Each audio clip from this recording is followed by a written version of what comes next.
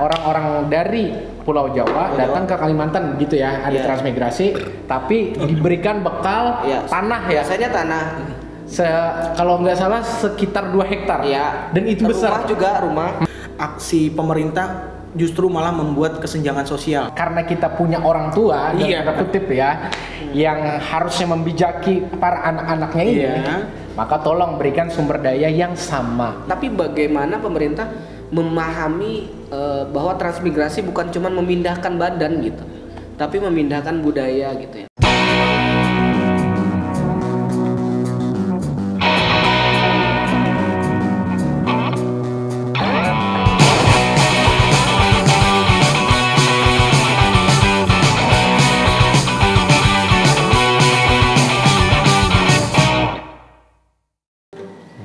Atau kau sudah temukan yang baru? Jangan kau katakan kau suka, jangan kau pikirkan egomu saja. Aku masih di sini, biar kau tahu betapa sulitnya aku selama ini cintai kamu. Aku masih denganmu, Yolanda. Wah, lagu Yolanda. Selamat datang di podcast Sambil Jalan, Teman nongkrong digital kamu Yang gak cuma bisa kasih seru tapi juga value. Ya, Yolanda. Semua lagu ditutup dengan Yolanda. Kalau penutupnya kuncinya chordnya itu adalah mayor, berarti Yolanda. Nggak tahu kalau Karena bagus ya penutupnya dengan kayak gitu. bagus itu closingnya itu Enak ya lagunya, enak ya. Enak Kalau lagunya. masyarakat. Iya. Jadi nggak perlu yang susah-susah. Iya. Konteks lagunya tuh cemburu ya. Iya. Konteks lagunya itu lo nggak tahu gimana susahnya gua Oke. jagain ini. Iya. Kemana nih? Ini kemana? Arahnya kok isu transmigrasi. Arahnya langsung Soal menolak nih ya. Penolakan. Majelis Adat Dayak Nasional mendukung aksi tolak program transmigrasi di Kalimantan Barat. Puluhan orang yang tergabung dalam Aliansi Dayak Bersatu mendatangi kantor DPRD menolak transmigrasi di Kalimantan Tengah. Of people from various alliances and mass organizations in Landak Regency took to the streets Friday morning to express their rejection of the transmigration program to Kalimantan. Karena ada yang cemburu warga Kalimantan yang Kalimantan ini. Secara umum, karena aku baca Kaltim bilang ada penolakan juga. Yang paling tegas di mana tadinya? Kalbar ya. sama Kalteng. Kalau Kalbar tuh hampir kayak lampu merah ya. Ya, kalau Kalbar itu wakil gubernurnya sudah menyatakan menolak, artinya lampu merah. Artinya lampu. Kalau Kalteng gimana? Kalau Kalteng masih kayaknya lampu-lampu kuning deh kayaknya masih ada mau dicoba, nanti masih ada trial and errornya. Nah, gitu masih nunggu reaksi publik kayak gimana gitu. Iya. Kenapa sih jadi ada kecemburuan itu? Maksudnya kita tarik dulu ya isunya transmigrasi, program dari pemerintah pusat, dari Kementerian Transmigrasi. Karena apa tuh? Karena orang-orang dari Pulau Jawa datang ke Kalimantan gitu ya, ada transmigrasi, tapi diberikan bekal tanah ya. Biasanya tanah. Kalau nggak salah sekitar 2 hektar. Dan itu besar. Rumah juga, rumah biasanya. Dan itu tapi ini harus digarisbawahi juga ya, bahwa transmigrasi itu bukan hal yang pertama. Saat ini ya. Tapi aku pribadi sih nggak tahu ya, apa gara-gara akunya yang baru paham baca berita. Yang di era ini tuh terasa banget penolakannya. Kalau dulu-dulu tuh udah biasa untuk dari Pulau Jawa. Bahkan nih kalau teman-teman tahu di Kalimantan Selatan, misalnya di Batola ada Kampung Bali ya, karena memang transmigran dari Bali juga gitu. Terus tanah laut rata-rata tuh juga transmigran dari Jawa. Nah jadi bukan hal yang aneh. Nah tapi yang ini terasa banget nih soal penolakannya. Apakah karena pernah mengalami dan kemudian pernah merasakan sesuatu atau efek dari transmigrasi itu sehingga ada menyebabkan kecemburuan itu? Mungkin kalau dibahas gitu kayaknya agak lumayan jauh dan sensitif sih kalau nariknya ke situ. Tapi iya. Karena gini, kalau misalkan kita nguliknya mulai dari awal, masyarakat Banjar, masyarakat Kalimantan ini seperti apa sih gitu. Kalau misalkan berhadapan dengan warga yang di luar dari Kalimantan itu seperti apa? Iya. Kadang juga respon kita terhadap warga luar itu nggak melulu jelek kok. Warga Kalimantan ini welcome dan warga paling ramah dan khususnya Banjar. Kalau warga Banjar itu sampai ada statement kalau di jalan itu masih ada klakson, itu berarti bukan orang Banjar katanya. Karena itu tuh saking ramahnya tenang gitu, maksudnya nggak suka marah-marah, apa kurang lebih. Nah itu kurang lebih itu Kalimantan banget. Cuman dari sisi kebaikannya itu, keramahan Kalimantan ini mereka juga punya sisi sensitivitas yang lumayan tinggi. Kalau ternyata ada orang luar yang bisa dibilang kurang beradab, bisa dibilang dalam tanda kutip kurang beradab, mungkin yang bisa jadi pergesekan di situ. Padahal kita welcome aja sih. Menurutku. Ini kalau kita tarik ke ranah tradisi banget nih ya. Tarik sini. Jadi kita bisa baca bagaimana cara sikap hidup orang Kalimantan, mungkin aku coba wakili di Kalimantan Selatan orang Banjar. Dari rumah adatnya. Jadi di rumah adat orang Banjar itu ada 2 tiang. Yang tiangnya itu di atasnya tuh ada buah manggis. Jadi simbol di tiangnya ini. Manggis itu kita bisa nebak kan dalamnya berapa kalau lihat yang daun atasnya itu tuh. Iya, belakang bawah. Kalau 5 berarti dalamnya 5. Nah, itu menandakan bahwa orang Banjar atau Kalimantan tuh terbuka dengan siapa aja. Mereka tuh nggak ada yang disembunyikan. Tapi jangan salah bahwa ketika kita naik tangganya, kita akan ketemu yang namanya watun. Di mana kita harus mengangkat kaki untuk masuk ke dalam rumah. Artinya orang Banjar itu atau Kalimantan itu juga punya batasan bahwa kamu orang luar loh, ini sedang masuk teritori saya nih. Nah kayak gitu juga kayak yang kata Ainul. Orang Banjar tuh kalau yang selama biasa-biasa aja di luar aja tuh nggak masalah, masih kurang lebih atau toleran banget.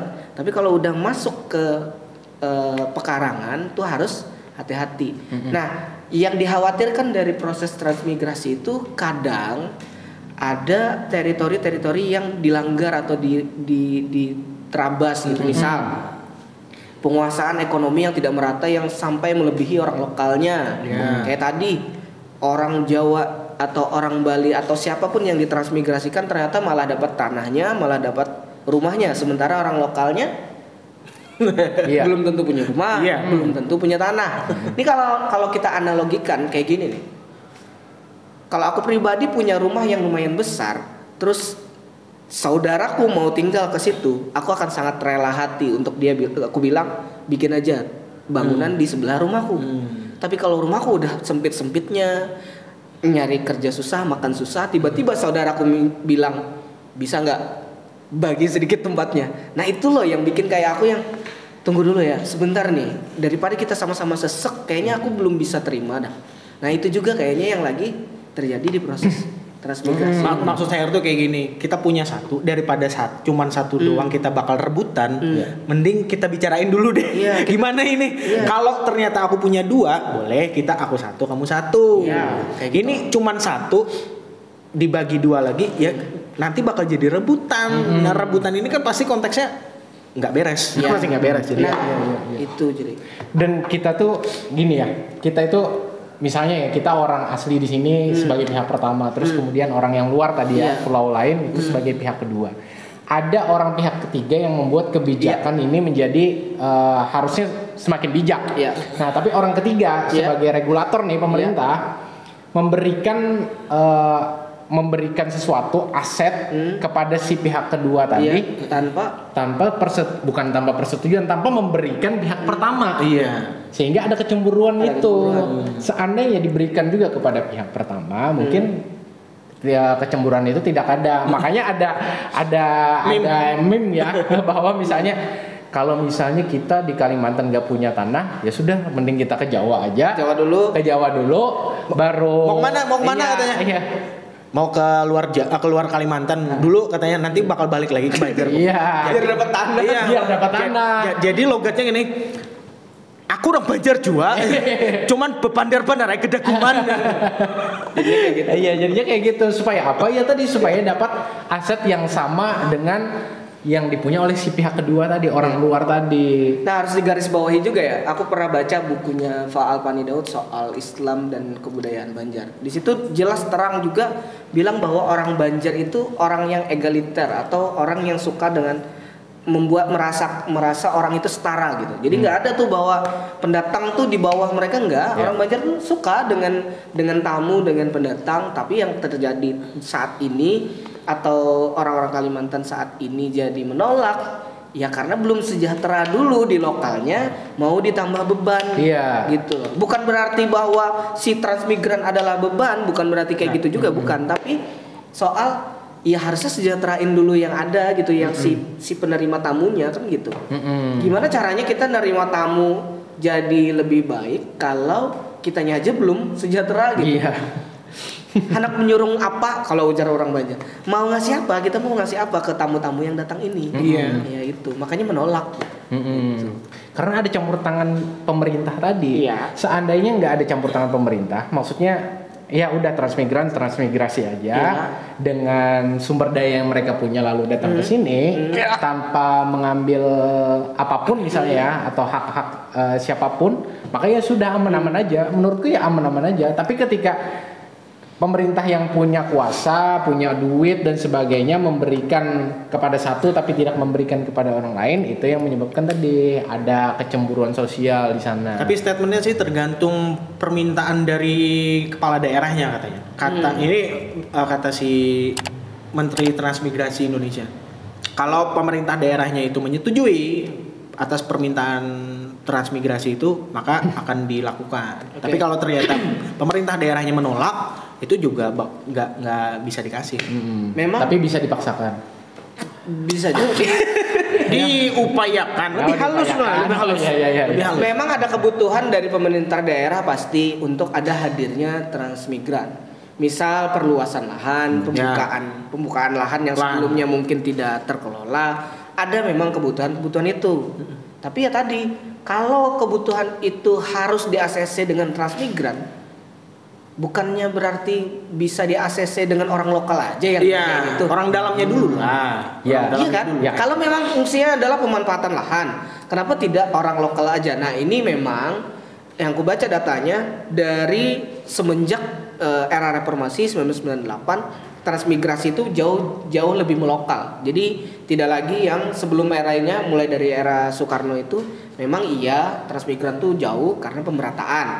Nah, tapi di era yang setelah reformasi itu lebih ke lokal banget. Nah, sekarang mau dibalikin lagi untuk eranya lebih pemerataan lagi. Nah, itu aku ngebacanya kayak ada sesuatu yang miss tadi soal kalau saat ini urgensi pemerataan tuh apa gitu, karena ini aja kita ngerasa emang iya sih Kalimantan hutannya masih banyak tapi bukan berarti kosong kan. Ya makanya Papua juga berstatement bahwa Papua bukan tanah kosong gitu. Nah sama Kalimantan juga bukan tanah kosong. Oke. Sekarang kita coba ngambil pola pikir ya pemerintah. Mungkin ya kita bisa mengambil semacam habitnya orang Indonesia yang kemudian diambillah kebijakan seperti itu. Ketika seseorang berpindah tempat dari yang asalnya ke tempat yang kalau tempat yang lain, maka ada jiwa survive yang kuat di sana. Nah, bisa jadi orang ya dalam tanda kutip ya, ini kita ngambil salah satu contoh aja. Misalnya ketika orang Jawa berada di Jawa, kemungkinan untuk survive-nya agak kecil. Tapi ketika dia datang ke Kalimantan dengan dia tidak punya teman, misalnya dia tidak punya keluarga yang besar dan kemudian harus survive, maka jiwa survive-nya itu menjadi lebih tinggi. Nah, ada kemungkinan bisa jadi regulasi itu lahir salah satunya dari sana. Membuat orang-orang transmigran itu punya jiwa survive yang tinggi dan kemudian bisa bagaimana caranya supaya bisa hidup dan kemudian ada terjadi kehidupan yang layak dari awalnya. Nah, itu mungkin bisa jadi regulasi itu lahir dari sana. Tapi yang perlu kita kritisi adalah bagaimana orang-orang yang lokal ini juga bisa survive dan kemudian juga diberikan sumber daya yang mungkin setara, tapi walaupun tidak sesuai, misalnya nggak perlu misalnya tanah 2 hektar, tapi gimana caranya mereka survive tapi diberikan juga sumber dayanya biar nggak kesannya nggak jadi tamu di tanah sendiri. Kalaupun misalnya mereka harus survive keluar, ya juga berikanlah itu. Orang Kalimantan juga berikan aja juga kebebasan akses dan kemudian sumber dayanya kepada orang Kalimantan, kemudian berpindah ke tempat yang lain. Biar kita sebagai masyarakat juga nggak menganggap bahwa ini adalah adegan atau aksi pemerintah justru malah membuat kesenjangan sosial. Ya kan? Betul. Memang itu dampak negatif. Iya, dampaknya ke situ jadinya. Jadi kalau kesenjangan sosial ini jadi kesannya seakan-akan disengaja. Kalau ternyata aturan ini sudah diberlakukan. Kalau nggak masalah kalau mau diadakan transmigran atau ditiadakan pun nggak masalah, cuman aturan mainnya ini kayak gimana dulu biar yang di dalam sudah aman. Jadi kalau udah di dalam ini aman, ada yang mau masuk ke dalam pun kita udah fine aja gitu, nggak masalah. Iya. Nah, aku juga sebelum aturan main, aku juga mau menyoroti juga sebagai pihak pertama atau penduduk lokal tadi ya, bahwa kita perlu juga untuk wise dengan kebijakan ini. Artinya selain daripada mungkin kita sebagai orang Indonesia ya, secara umum sebagai orang Indonesia ya, kita perlu juga untuk welcome kepada orang lain, dan kemudian kita terbuka dengan segala macam apa yang mereka datang dan kemudian mereka bawa ke sini. Karena kita pun juga merasakan kebijakan-kebijakan yang saat ini diberikan kepada pemerintah. Diberikan oleh pemerintah, misalnya kebijakan soal beasiswa.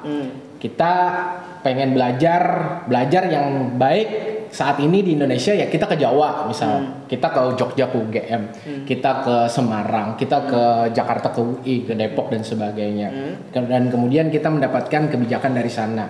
Ketika kita belajar di sana, dapat beasiswa dan sebagainya, kita merasa perlu berkarir di sana, dan kemudian kita dibantu juga dalam bentuk asrama dan sebagainya. Ya, sedikit banyaknya kita pun merasakan proses yang mungkin bisa dibilang dukungan transmigrasi, walaupun bukan secara kolektif ya, secara komunal.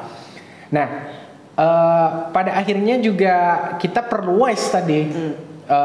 Kita perlu juga untuk kemudian ketika orang luar datang ke tempat kita, ya sudah, kita welcome aja dengan segala sumber daya yang mereka bawa. Nah, tinggal bagaimana tadi aturan main yang harus kita sepakati. Kalau mengambil sikap bijaksananya orang Banjar tadi kan sudah jelas ya. Yang penting watunnya jelas, watun pembatas antara mana rumahku, mana orang luar gitu ya. Habis itu ada lagi istilah jangan bawa batu ke pelataran. Orang Banjar nih, jangan bawa, maksudnya jangan membawa suatu kebudayaan yang mungkin nggak cocok sama tempat asal yang lagi ditinggali. Nah, itu jelas banget gitu ya, yang bisa jadi pemicu konflik seringkali gitu ya.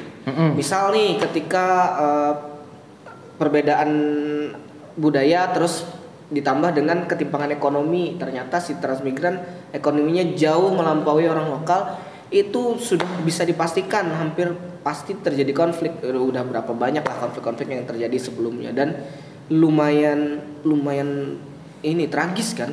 Orang-orang yang sebelumnya transmigrasi ke sini mau nggak mau langsung dipulangkan bertruk-truk, itu bahaya juga kalau sampai akhirnya kayak gitu. Atau misalnya nih, itu yang sudah mencuat, yang biasanya juga konflik yang terjadi yang laten atau tersembunyi di akar tuh, dengan cara akhirnya suku lokal atau orang-orang lokalnya secara tidak langsung melokalisasi setiap suku yang lain, tiba-tiba punya kampung ini sendiri, kayak ini sendiri. Itu terjadi di setiap daerah, bahwa yang lokal memang harus dikasih tempat untuk tetap jadi superior. Bukan masalah soal pembagian kekuasaan lain, tapi ini soal ada egosentris si pemilik atau si yang merasa asli di situ, yang tetap harus kita jaga egonya itu. Karena kalau egonya itu kesentil, ya udahlah, pasti konflik udah macam-macam. Nah, bukan menolak transmigrasinya, tapi bagaimana pemerintah memahami bahwa transmigrasi bukan cuma memindahkan badan gitu, tapi memindahkan budaya gitu ya. Nah, setuju. Itu yang udah dihitung nggak? Gitu. Nah, itunya sih.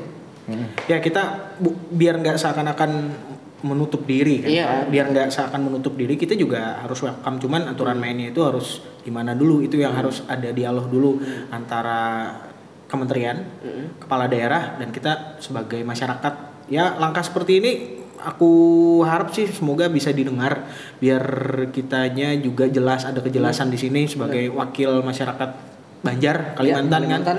Jika kalau misalkan nanti memang disahkan transmigran ini, kita ya udah siap, bukan seakan-akan nanti nih ya, ada apa ini lo masuk lo ini siapa kita kaget kagok jadinya. Jadi kita nanggepinnya juga pasti bakal banyak negatifnya kalau yang seperti itu. Kalau udah tahu kan nanti akan ada ini dan benefitnya ini. Kayak kita keluar negeri bawa paspor, ditanya tujuannya apa, oh ini oke. Kalau ujuk-ujuk langsung masuk ke negara orang, masuk ke wilayah orang kan ditangkap. Nggak salah kalau misalkan orang itu diasingkan dulu di wilayah bandara itu dulu kan. Harus digodok dulu, diinkubasi dulu gitu. Biar nggak kayak gitu. Harus ada kejelasan dulu nih. Gimana untuk internal Kalimantannya, apa urgensinya. Terus kalau untuk yang bakal masuk nanti orang luar Kalimantan tujuannya ini. Nah, udah ya segini, tujuannya ini, nggak merembet ke sini. Itu pun kalau misalkan sudah diatur pun kita harus awasin sama-sama. Jadi kita sebagai masyarakat juga udah tahu nih teritorinya segini secara aturan ini, dan kita juga harus menghargai ini segala macem. Nggak boleh kita mentang-mentang sebagai warga lokal dan kita juga semena-mena sama orang luar, nggak kayak gitu. Yang orang luar pun juga udah tahu saya warga luar nih kesini dengan maksud ini, ada yang harus dijaga. Biar nggak, itu pun sudah diatur sedemikian rupa, semoga tidak ada konflik, karena lumayan kalau misalkan konflik ini nggak bermaksud buat ngungkit-ngungkit atau kayak gimana ya, pokoknya semoga agar tidak terjadi hal-hal yang tidak diinginkan itu harus ada kejelasan dulu lah. Konflik suku, ras, dan agama tuh konflik yang paling susah untuk diselesaikan gitu. Kalau konflik keuangan, ekonomi, yang mana yang dirugikan, mana yang untung, nah, itu enak. Jelas kan, ini ruginya sekian, udah jelas. Nah, tapi kalau suku, ras, dan agama itu itu kan internal banget kan, dalam diri banget, yang kita susah apa sih penyebab utamanya. Nah, kalau itu udah terjadi itu susah buat diurai gitu. Nah, makanya penting untuk yang sesederhana bahwa oke, kalian akan menerima tamu, silahkan bersiap. Ya. Maka aku sebagai pihak pertama pakai istilah Pak Ajri, aku akan nanya, saya bersiap dengan sumber daya dari mana nih? Sumber daya saya sendiri kah atau ada bantuannya? Karena saya mendengar untuk pihak ketiga ada bantuan. Seharusnya saya bersiap, saya akan menghiasi rumah saya ini bahkan biar mereka lebih nyaman. Tapi tolong dong, ada yang dibagi juga berarti gitu. Dan kita mengakui kita bukan expert di bidang ini, dan maksudnya untuk membikin sebuah kebijaksanaan ya, bukan kebijakan lagi, kebijaksanaan ini memang perlu orang yang lebih expert di bidangnya untuk bikin ini. Biar misalkan misalkan orang dari luar ini, kita punya aturan ternyata harus ada 3 bulan perpanjangannya, nggak boleh memiliki lahan cuman sekian, atau misalkan pendapatannya sekian udah diatur gitu. Ini gamblang aja sih, bukan kebijakan yang jelas, karena kita bukan ahlinya untuk bikin ini kan. Maksudnya itu poin-poin besar agar tidak terjadi kesenjangan sosial, kecemburuan sosial. Aku orang Kalimantan kok, Pajri orang yang dari luar kesannya lebih sukses ya di sini ya. Apa sih yang bikin Pajri orang luar ternyata bisa lebih sukses daripada orang lokal? Yang kayak gitu yang kalau nggak asik. Kalau itu terjadi natural, tuh kalau menurutku harusnya biasa aja. Iya kan, ketika Pajri dari luar terus ternyata lebih sukses daripada aku yang orang dalam. Tapi ini natural, nggak masalah. Tapi yang jadi masalah kan Pajri dikasih privilege. Iya. Nah, itu yang masalah. Nah, makanya jadi memang harus tuh menurutku nih ya, sederhana banget. Nggak ada orang lapar yang akan terganggu kalau Pak Ajri nggak ada orang kenyang yang akan terganggu kalau Pak Ajri lagi makan. Oke. Karena aku udah kenyang. Yang jadi masalah adalah kalau aku lapar, Pak Ajri lagi makan. Itu yang jadi masalah. Ini maksudnya si Pak Ajri tadi, kita harus wise. Nah, wise-nya ini batasannya sampai mana? Oke, rezekinya segitulah dia. Rezekinya aku segini. Nah, itu emang wise. Cuman wise-nya ini kayaknya kita juga ada realistisnya wise-nya ini. Bijak. Oh, ya rezekiku cuman segini. Ada orang ya itu rezekinya dia. Itu emang wise juga. Cuman kalau ternyata masih dongkol kan, ada nggak semua orang punya wise yang sama juga gitu loh. Biar nggak slack dan kesenjangan ini. Ya, sama yang kayak tadi. Anggaplah kita sebagai anak, terus kemudian pemerintah sebagai orang tua. Tidak ada kecemburuan ketika tadi orang yang anak pertama tadi sama anak angkat yang baru. Ya, sama dengan anak angkat yang baru tadi dikenyangkan dulu, diberikan kesejahteraan juga. Jadi ketika ada anak baru yang datang dan dikasih makan, ya tadi aman-aman aja. Nah, yang PR-nya adalah tadi orang tua, ketidakadilan orang tua ini. Jangan sampai mengorbankan dalam tanda kutip anak kandung. Ini anak kandung nih lagi lapar, seakan-akan jadi anak angkat. Seakan-akan ini lagi makan. Jangan dimakan dulu. Nih makanannya sisa satu dikasih buat anak angkat aja ya karena ini anak baru nih.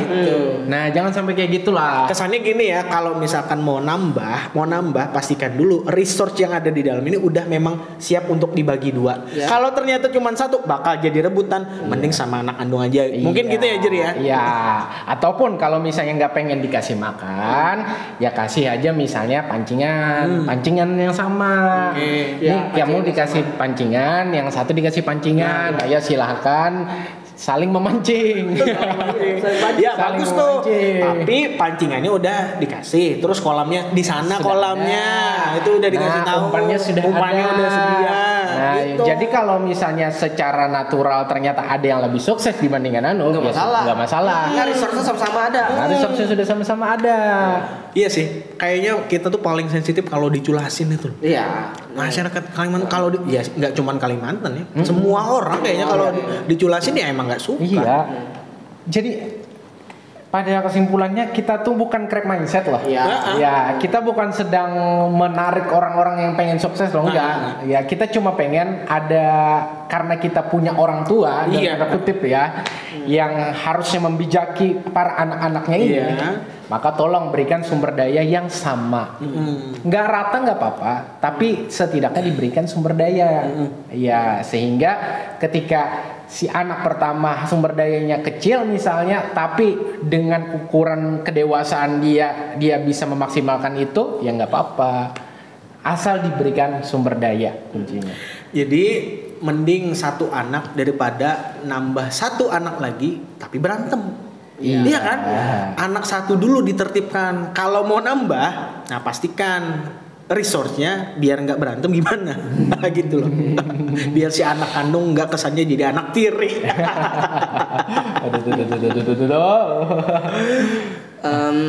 Yang jadi concern pemerintah kan adalah katanya ini kan urgensi untuk pemerataan. Emang sepadat apa gitu kan? Kan yang jadi pertanyaan itu emang sepadat itukah? Emang udah nggak bisa nampung proyeksinya dulu ya. Dan merasa bahwa Kalimantan sesepi itu kah? Enggak juga ada. Nah jadi ya benar kalau emang masih bisa di situ aja untuk disejahterakan di setiap provinsi masing-masing, mending kayak gitu dulu. Biar wise-nya tadi dapat gitu ya. Pokoknya kalau aku pribadi nilai nggak mungkin bisa wise di saat perut kamu sedang lapar ya. Di saat orang lain diberikan makan oleh orang tua kita sendiri. Kalau masyarakat Kalimantannya udah punya lahan sendiri, udah punya kerjaan sendiri, udah makmur. Ini ada kerjaan nih tambahan, ada lahan kosong untuk kita bikin pembangunan ini. Kita ya udah ada kerjaan nih, ada yang mau nambah kerjaan atau gimana? Udah saya cukup aja. Kita tambah dari luar ya. Masalah. Sementara ini orang yang masyarakat ini masih banyak yang nganggur.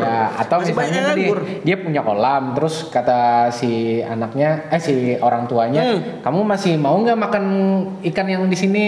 Nggak, udah mulai kurang nih motivasinya. Ya udah, nih ada kolam lain. Silakan pancing di tempat yang lain kalau kamu mau makan dengan variasi yang berbeda. Ya mungkin message-nya gini deh buat pembuat kebijakan. Kalau mau tahu parameternya, ukurannya masyarakat Kalimantan itu seperti apa kemakmurannya, bikin aja itu job fair, lapangan lowongan pekerjaan. Taruh aja satu event, berapa ribu itu yang bakal daftar. Dari situ ketahuan kita masih kurang pekerjaan, masih banyak masyarakat nganggur yang perlu pekerjaan, perlu penghidupan untuk bisa ya kehidupan selanjutnya merit, apalagi merit perlu uang, perlu macam-macam. Kemarin udah bahas nikah itu mahal dengan gaya macam-macam lagi kan. Itu aja dulu kalau udah bikin job fair udah ketahuan, berarti masyarakat kitanya juga masih perlu nih. Kenapa buka lowongan job fair buat luar buat luar gitu. Ya. Itu sih anehnya tuh di situ. Oke, closing statement ya. Kalau dari tadi misalnya banyak istilah orang luar, orang dalam, pemerintah dan sebagainya. Bukannya kita Indonesia ya? Iya Indonesia.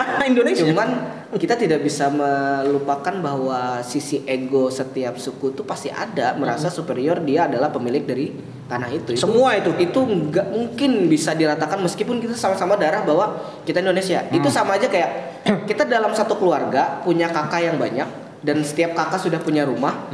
Kita nganggap bahwa rumah kakak adalah rumah kita, nggak bisa juga. Karena pasti di rumah itu kakak kita punya aturan-aturan sendiri. Dia punya seleranya sendiri. Kalau aku datang ke sana tiba-tiba dengan keluargaku sendiri, aku bawa ke sana langsung, terus aku mencoba mengeksplor rumahnya, ya pasti dia tetap marah. Meskipun kita disatuin dalam kata keluarga. Jadi meskipun kita meng-Indonesia, bukan berarti sisi ego itu hilang. Dan itu yang harus diperhitungkan oleh pemerintah gitu. Kalau dari aku sih ya perlu ada kebijaksanaan. Kebijaksanaan kan awal katanya bijak ya. Iya. Jadi ya perlu bijak, bukan bajak. Ini betul sih. Oke. Akhirnya. Dan kalau dari aku sih menarik dari beberapa kejadian kemarin, mulai dari kasus intoleran yang di daerah kemarin, daerah luar, terus juga ada isu dari YouTuber, mengangkat isu dari YouTuber gubernur, salah satu gubernur di Indonesia, mengangkat soal orang Kalimantan, khususnya Banjar itu adalah orang yang pemalas. Kenapa Kalimantan lagi-lagi disorot ya? Ada apa sama Kalimantan ini? Kenapa lagi diterpa isu berbagai macam? Atau emang ternyata Kalimantan ini mau dipecah atau jadi Republik Kalimantan?